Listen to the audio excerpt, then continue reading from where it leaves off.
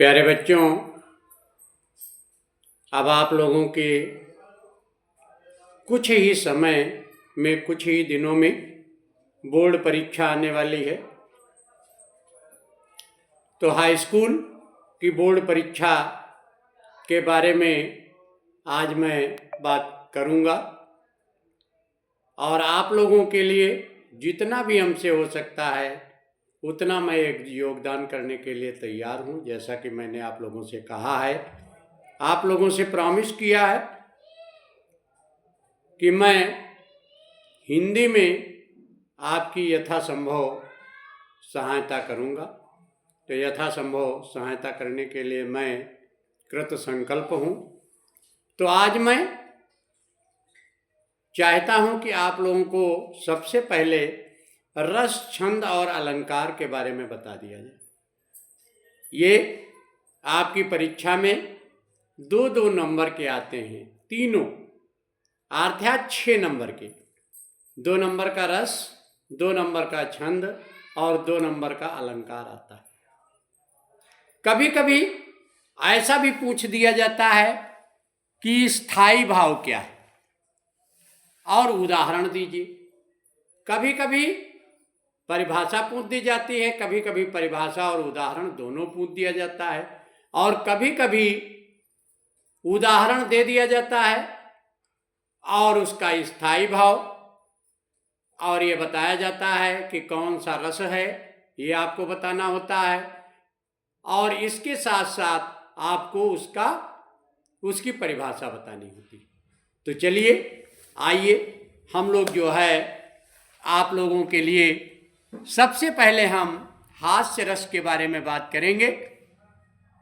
अगर आपको हमारा चैनल अगर पसंद आता है तो आप लोग उससे जुड़ें और लाभ उठाएं, क्योंकि आप जब पढ़ते हैं तो पढ़ने में आप आलस्य कर जाते हैं। तो आप ज़्यादा करके बच्चे मोबाइल देखते हैं। तो अगर आप मोबाइल देखें तो आप हमारे वीडियो को जब आप देखेंगे, बार बार करके देखेंगे, तो आपको जो है याद हो जाएगा।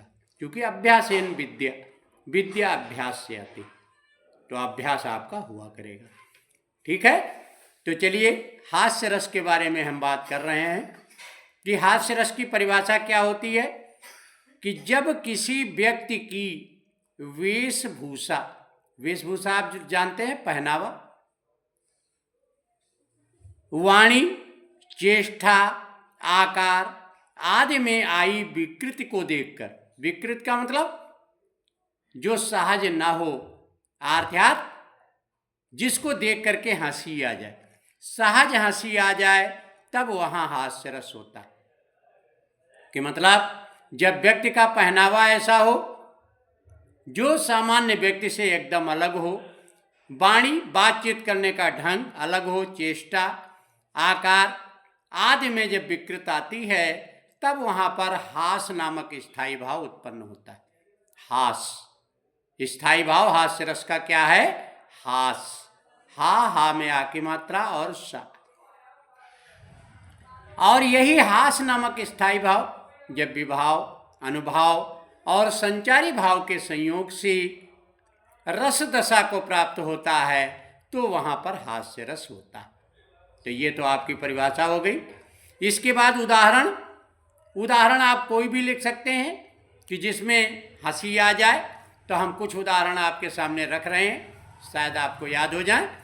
कि विंध्य के बासी उदासी तपोव्रतधारी महाबिनु नारी दुखारे, गौतम तीय तरी तुलसी सो कथा सुनिभे मुनिवृंद दुखारे। अब हुई हैं शिला सब चंद्रमुखी, परसे पद मंजुल कंज तिहारे, कीन्ही भली रघुनायक जो करुणा करि कानन को पगुधारे। अब यहां पर बताया गया कि विंध्य के बासी उदासी, विंध्याचल पर्वत पर जो साधु सन्यासी लोग रहते थे, वो ये बात सुन करके सुखी हो गए, खुश हो गए कि गौतम तीय तरी तुलसी, गौतम की पत्नी अहिल्या श्री रामचंद्र जी का पैर लगते ही तर गई, अर्थात सुंदर नारी बन गई।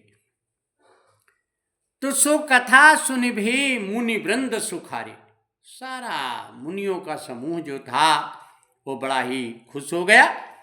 अब हुई है शिला सब चंद्रमुखी। अब यहाँ पर आपके जो है हास्य रस उत्पन्न हो रहा है कि अब सारी जितनी भी शिलाएं हैं अब वो सब चंद्रमुखी नायिकाएं बन जाएंगी और सभी साधु संतों को जो है एक एक पत्नी प्राप्त हो जाएगी। जैसे गौतम जी को प्राप्त हो गई वैसे सभी साधु संतों को जो है एक एक पत्नी प्राप्त हो जाएगी। तो यहाँ पर हास्य का पुट है।